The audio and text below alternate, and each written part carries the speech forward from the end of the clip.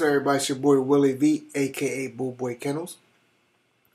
In this tutorial today, we're going to be going over on why not to use the basic default WEP settings on your Verizon FiOS connection for your wireless. Now, I'm going to show you right quick. Here I have my wireless connection set up. As you can see, the network name is TOTT1. And let me go to advanced. And as you can see, I am using a WPA2 security connection. I am not using the regular WEP connection, which is what most people are using on their particular wireless connection setups.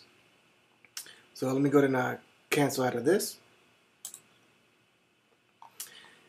All right, and as you can see on my Verizon FiOS setup here, it does show my SSID TOTT1, which is what I am using.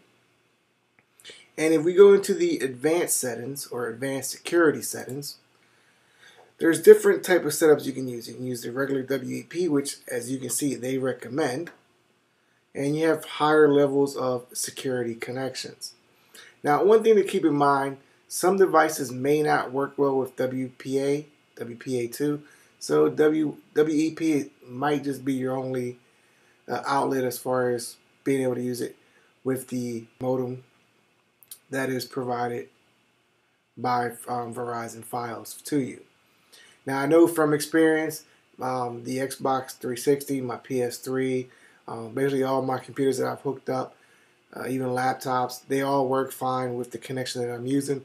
The only one that does not work properly is the PSP, and that's if I have it set up to only allow specified MAC addresses, which is the way I do have it set up. But whenever I want to use the PSP and use the wireless internet through that, I do need to disable allow authentication only. If not, the PSP will not work. Unless they've recently updated that and I'm not aware, but from the last I've seen, that is how it's been working. So what I'm going to do is I'm going to use someone else's connection that has Verizon FiOS, and as you can see, their SSID is i3VV2. And let me just type that in. i3VV2, and I'm using a site called whatsmyip.org. They have a Verizon WEP key calculator, so I'll go ahead and calculate the key, and I'm going to use this bottom one here because I've already tried this out before and I do know that it does work. So let me go ahead and go back to my system preferences. Well, to my wireless connections, I mean. And I'm going to select their connection. Now, since I've already done this, it did keep a list of it, but just to show you that it does work, I will re-enter the information. 1F9049F12E. And I'll show you the password on that. So you do see that it is the same WEP key as what is showing on the web page. I'll go ahead and save that. And now, if you look at my status, it shows that I am connected to i3VV2 with an IP address for that particular network.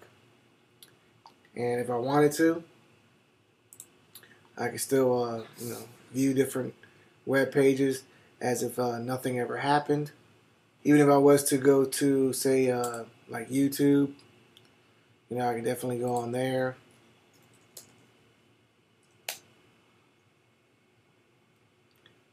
And still be able to view everything as it was.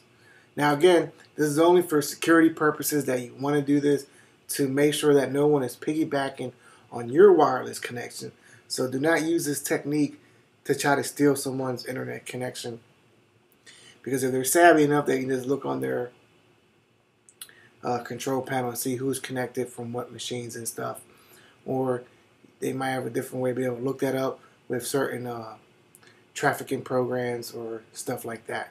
So definitely only use it to protect your own connection and not to steal someone else's. Anyways, this is your boy Willie V, aka Boo Boy Kennels of iTechster.com, and as always, thank you for taking the time to watch.